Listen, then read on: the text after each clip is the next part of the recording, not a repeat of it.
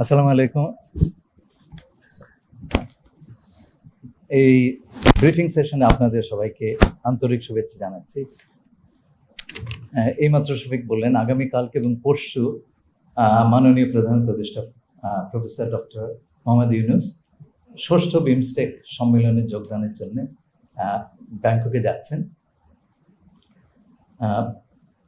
সম্মেলনে অংশগ্রহণ ছাড়াও তিনি বেশ অন্যান্য কয়েকটি অনুষ্ঠানে অংশগ্রহণ করবেন, যার মধ্যে রয়েছে বিমস্টেক ইয়াং জেনারেশনস ফোরাম,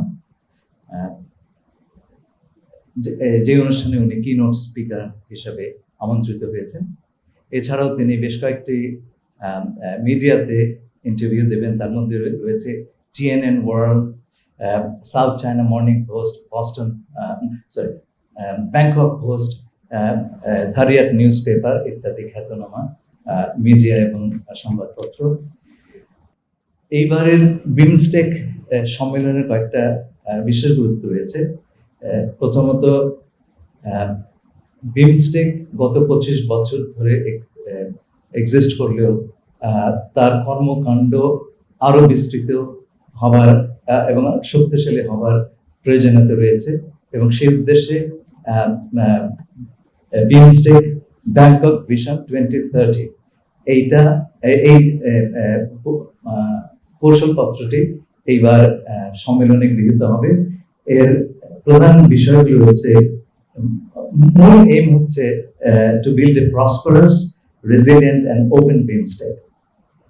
আর তার প্রায়োরিটি এরিয়াস হচ্ছে অর্থনৈতিক প্রবৃদ্ধি এবং আপনার দারিদ্র নিরসন, crisis prevention, environmental sustainability, inclusive regional cooperation through strength and connectivity, trade, disaster response এবং climate actions.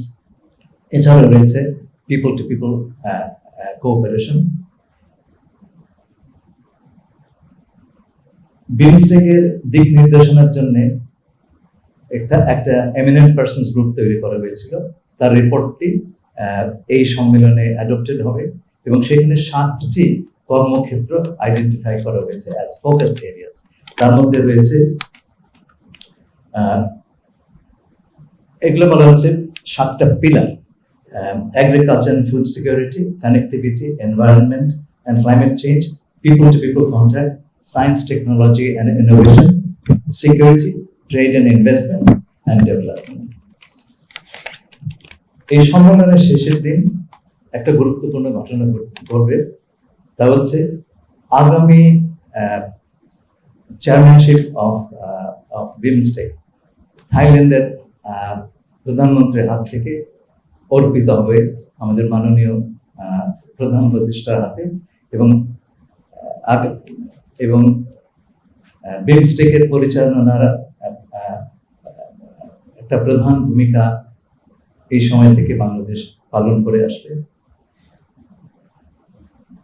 এই সম্মেলনকালে মাননীয় প্রধান উপদেষ্টা বিমস্টেকের বিভিন্ন রাষ্ট্রের সরকারের প্রধানদের সঙ্গে আলোচনায় দ্বিপাক্ষিক বৈঠক করবেন। এছাড়াও উনি 2টি এগ্রিমেন্ট এবং এমওইউ সাইনিং এর সময় উপস্থিত থাকবেন। পরশুদিন অর্থাৎ 4 এপ্রিল উনি ঢাকার উদ্দেশ্যে রওনা দেবেন। আপনাদের কোনো প্রশ্ন থাকলে আমি আনন্দ চিত্তে তার উত্তর দেব।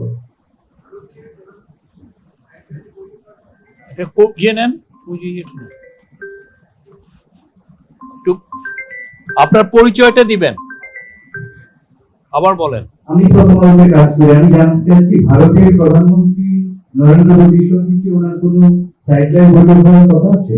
আপনার প্রশ্নের জন্য অত্যন্ত ধন্যবাদ। আমরা এই বৈঠকের জন্য অনুরোধ করেছি সরকারিভাবে। আমাদের আশা করার সঙ্গত কারণ আছে যে বৈঠকটি হওয়ার যথেষ্ট সম্ভাবনা রয়েছে।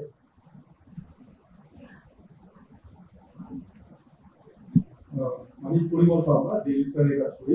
আমার একটা জানার বিষয় যে রিজিওনাল রুটিং আমাদের হচ্ছে এই অঞ্চলে আমরা জানি যে সার্ক এখন একটা স্লিপিং মোডে আছে, সেটা কারণ আমরা জানি। এবং বিচ থেকে ক্ষেত্রে যেটা দেখা যাচ্ছে যে যেটা আপনিও উল্লেখ করেছেন যে 25 বছর হয়ে গেলেও আসলে তেমন কোনো গুরুত্বপূর্ণ ভূমিকা পালন করতে পারেনি। Given the fact যে মিয়ানমার ইজ ইন ক্রাইসিস এবং ইন্ডিয়ার সাথে এখনকার আমাদের যে স্ট্রেইন রিলেশনশিপ, যদিও চেয়ারম্যানশিপ পাচ্ছি, কিন্তু অ্যাপার্ট ফ্রম দিস আমরা আসলে কি এক্সপেক্ট করতে পারি, মানে দুইটা ফ্যাক্টর, একটা মিয়ানমার আর একটা আওয়ার রিলেশনশিপ উইথ ইন্ডিয়া। দেখুন, আঞ্চলিক জোটগুলি যে কাজটি করে সেটা হচ্ছে সকল দেশের শক্তিগুলোকে এক জায়গাতে করে বিভিন্ন সমস্যার সমাধানে প্রচেষ্টা চালায়। আমাদের এই অঞ্চলে কানেক্টিভিটি একটা অত্যন্ত প্রধান বিষয়। আঞ্চলিক যোগাযোগ, আঞ্চলিক সহযোগিতা ছাড়া সেটা করা সম্ভব নয়। দ্বিতীয়ত হচ্ছে আমরা এই মুহূর্তে আন্তর্জাতিক অর্থনীতিতে যে অস্থিরতা দেখা দিয়েছে সেটাও এই অঞ্চলের কোন দেশ, বিশেষ করে ছোট ছোট দেশগুলো এককভাবে তার মোকাবেলা করা অত্যন্ত কঠিন। আপনি যখন জোটবদ্ধভাবে এই সমস্যাগুলোর সমাধানের চেষ্টা করবেন, সমস্যা সমাধানের সম্ভাবনাটাও সেই পরিমাণ বাড়বে। আপনাকে আশাবাদী থাকতেই হবে। এটা সত্যি 25 বছর বিমস্টেকে আমরা উল্লেখযোগ্য ফুটপ্রিন্ট দেখতে পাইনি, কিন্তু সেই সঙ্গে এইবার প্রথমবারের মতন কিছু ফোকাস এরিয়া, এবং সেগুলো খুব প্র্যাকটিক্যাল, সেই ফোকাস এরিয়াগুলো নির্দিষ্ট হয়েছে। আমাদের প্রচেষ্টা থাকবে আগামী দিনগুলোতে এগুলোকে এগিয়ে নিয়ে যাওয়ার বাস্তবসম্মত একটা কার্যক্রম তৈরি করা। মিয়ানমারের কথা বললেন, মিয়ানমারের সমস্যা কিন্তু আজকের নয়, অনেক দিনের সমস্যা। তা সত্ত্বেও আপনার বাকি দেশগুলো এবং সম্ভবত যখন হোপফুলি ভবিষ্যতের কোনো একটা সময় যখন কিছুটা শান্তি এবং স্বস্তি মিয়ানমার ফিরে আসবে, আপনি রিজিওনাল কোঅপারেশনের মাধ্যমে যা করতে পারবেন, একক শক্তিতে কোনো দেশের পক্ষে সেটা করা খুবই দুর্লভ। সেই কারণে আমরা অন্তত আশাটা বজায় রাখবো যে বিমস্টেক তার রোলটা প্লে করবে। আমি একই সাথে একটা প্রশ্ন করে করতে চাই, সেটা হলো যে অরজি মেঘাজার সম্প্রতি চীন ভিজিট থেকে ফেরত আসার পরে একটা বক্তব্য নিয়ে ভারতের বিশেষ করে সেভেন সিস্টার্সের নেতারা অনেক কথা বলছেন। সেভেন সিস্টার্স নিয়ে যে বক্তব্যটা যে Bangladesh gateway for seven sister, এই মন্তব্যটা হলো, এবং তারা বলছে যে এটা প্রভোকেটিভ। তারা বলছে যে চিটাগাং হিল ট্যাক্সের আদিবাসীদেরকে হেল্প করার জন্য যাতে হিল ট্যাক্সকে ইন্ডিয়াতে নিয়ে নিতে পারে, এরকম কথাবার্তা আসছে। তো এই বিষয়ে বাংলাদেশ গভর্নমেন্টের বক্তব্য আছে কিনা? আমি আমার প্রতিক্রিয়াটা আপনাকে জানিয়ে দিচ্ছি। এই কথাটি মাননীয় প্রধান উপদেষ্টাই প্রথমবার বলেননি, উনি 2012 সালে একই ধরনের কথা বলেছিলেন। এর চাইতে একটু এগিয়ে গিয়ে 2023 সালে জাপানের প্রধানমন্ত্রী দিল্লিতে দাঁড়িয়ে প্রধানমন্ত্রী কিশিদা বলেছিলেন যে নর্থ ওয়েস্ট ইন্ডিয়া এবং বাংলাদেশ একটা ভ্যালু চেইনে আবদ্ধ করার, এবং উনি এই প্রসঙ্গে সিঙ্গল ইকোনমিক জোনের কথা বলেছিলেন, আচ্ছা, যেটা বিগ বি ইনিশিয়েটিভ বলে গণ্য করা হয়। দেখুন, আগেই বলেছি কানেক্টিভিটি এই অঞ্চলের সম্ভাবনার দুয়ারটা খুলে দিবে, বিশেষ করে যাদের জন্য সমুদ্রে অ্যাক্সেস পাওয়াটা খুব কঠিন।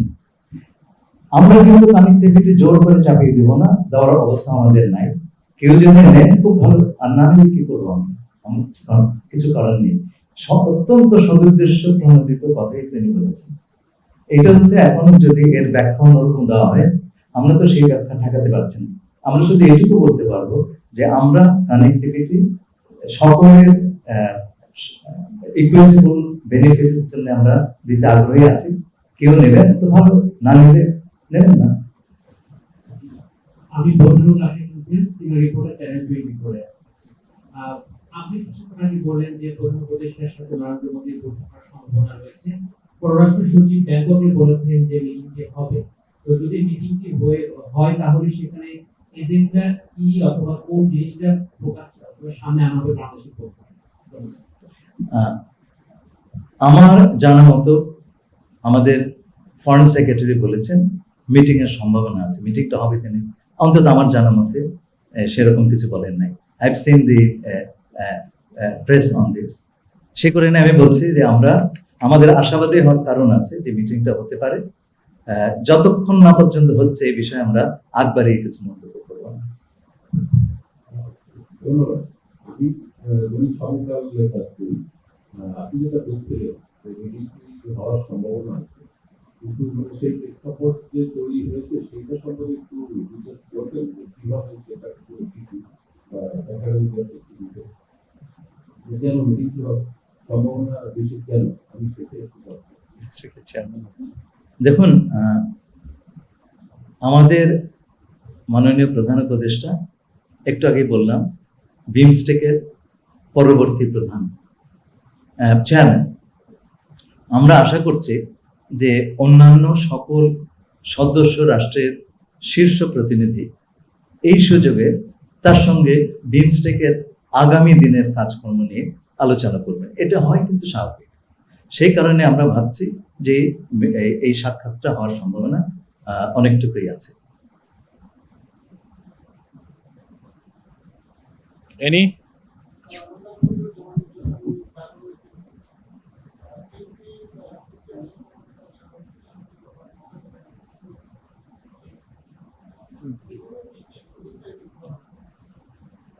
আচ্ছা, একটা বিমস্টেকের একটা অ্যাগ্রিমেন্ট হচ্ছে ম্যারিটাইম ট্রান্সপোর্ট কোঅপারেশন, সেটা স্বাক্ষরিত হবে এবং সেই স্বাক্ষর অনুষ্ঠানে আমাদের প্রধান উপদেষ্টা উপস্থিত থাকবেন। সেই সাথে থাইল্যান্ডের সঙ্গে একটা bilateral cooperation on prevention on preventing and fighting against corruption, এটা স্বাক্ষরিত হবে এবং সেই অনুষ্ঠানে আমরা ধারণা করছি থাইল্যান্ডের প্রধানমন্ত্রী এবং আমাদের প্রধান উপদেষ্টা উপস্থিত থাকবেন। ধন্যবাদ। আমাদের নারী জার্নালিস্টদের মধ্যে থেকে কোনো কোশ্চেন?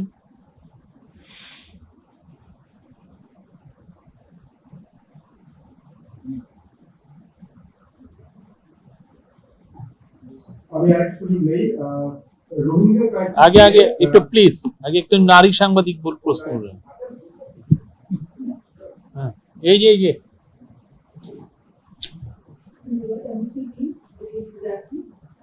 বারবার আমরা বলছিলাম যে ভারতের সাথে যে সম্পর্ক নিয়ে আমাদের বিভিন্ন রকমের কথা হয়। আমরা বারবারই বলছি ভারতের সাথে আমরা ন্যায্যতা সমাজের ভিত্তিতে সম্পর্ক চাই। সে পক্ষ থেকে কতটুকু ফিডব্যাক আমরা জানি পাচ্ছি, বিশেষ করে চীনের সফরের পরে তাদের সাথে আমাদের সম্পর্কের কোনো রকমের কোনো প্রভাবিত হয়েছে কিনা, সেই সম্ভাবনা দেখছেন কিনা, আর সামনের যে বৈঠকের সম্ভাবনা দেখছেন সেটাতেও কোনো রকমের কোনো নতুন চিন্তা ভাবনা আছে কিনা, যা আমরা যদি প্রসঙ্গ আনতে পারি সেটা ফেরানো, তারপরে হচ্ছে তাদের সাথে আমাদের সম্পর্কের ভিত্তি অপপ্রচার নিয়ে কথাবার্তা, এসব সূচি আপনাদের আছে কিনা? আমি প্রথম ভাগের উত্তরটা দিচ্ছি। প্রধান উপদেষ্টা চীন সফর করছেন কিংবা ভারতের প্রধানমন্ত্রী নরেন্দ্র মোদীর সাথে তার বৈঠকের সম্ভাবনা আছে, এগুলো কিন্তু জিরো সাম গেম নয় যে এক জায়গাতে গেলে অন্য জায়গাতে আমাদের সম্পর্ক নষ্ট হবে। আমরা সব জায়গাতে গিয়ে আমাদের সুবিধা অনুযায়ী এবং পারস্পরিক সুবিধা অনুযায়ী যতটুকু এগোতে পারি আমরা সেইটার চেষ্টা করব। সেই কারণে আমরা সকল দেশের সঙ্গে সুসম্পর্ক বজায় রাখতে চাই, কাউকে বাদ দিয়ে আমরা এগোতে চাই না। ধন্যবাদ। স্যার, যে প্রশ্ন করতে চেয়েছিলাম যে আপনি রোহিঙ্গা বিষয়ক আইনদের বলেছেন এবং বিমস্টেকের আছে থাইল্যান্ড, মিয়ানমার, বাংলাদেশ, আমরা সরাসরি ভিত্তি বিমস্টেকের মাধ্যমে রোহিঙ্গা সমস্যার সমাধানে বাংলাদেশের আহ্বান কি থাকে এবং এখানে আসলে বিশেষ কোনো ধরনের আলোচনা রোহিঙ্গা ক্রাইসিস নিয়ে হবে কিনা? পরিমাণ রোহিঙ্গা বিষয় বা এই ধরনের রাজনৈতিক বিষয় আসলে বিমস্টেকের চার্টারে নেই, সুতরাং এগুলো আলাপ করবার পরিসরটা আমরা পাবো না। তাই বলে যে আমরা এই প্রসঙ্গে একেবারেই চুপচাপ থাকবো তা নয়। আমরা চেষ্টা করব যারা বিভিন্ন পক্ষ আছেন তাদের সঙ্গে আলাপ করতে। আমি ইতিমধ্যে সকল পক্ষের সঙ্গে আমার যোগাযোগ রেখেছি। আমি এগুলো অনেক কিছু এত স্পর্শকাতর, এগুলো হচ্ছে অনেকটা এগশেলের উপর হেঁটে যাওয়া মতো। সেই কারণে সবসময় আপনাদেরকে সবটা বলতে পারি না, সেজন্য আমি ক্ষমাপ্রার্থী। তবে আমাদের যেখানে আমরা সুযোগ পাবো এই বিষয়টি উত্থাপন এবং এগিয়ে নিয়ে যাওয়া, এটা উত্থাপন এখন বড় বিষয় নয়। আপনারা দেখবেন যখন ইউএনএইচসিআর এর হেড এলেন, উনি বললেন যে প্রত্যাবাসনের এর একমাত্র সমাধান। সেই পথ ধরে জাতিসংঘের সেক্রেটারি জেনারেল তিনি একই কথা বললেন। এবং আপনি দেখবেন চীনের সঙ্গে যে যৌথ ঘোষণা এসছে, সেখানে এক কথাই আছে প্রত্যাবাসন। এখন প্রত্যাবাসনটা এজেন্ডা, সেইটা কিভাবে আমরা এগিয়ে নিয়ে যেতে পারি সেই কথাটাই সবার সঙ্গে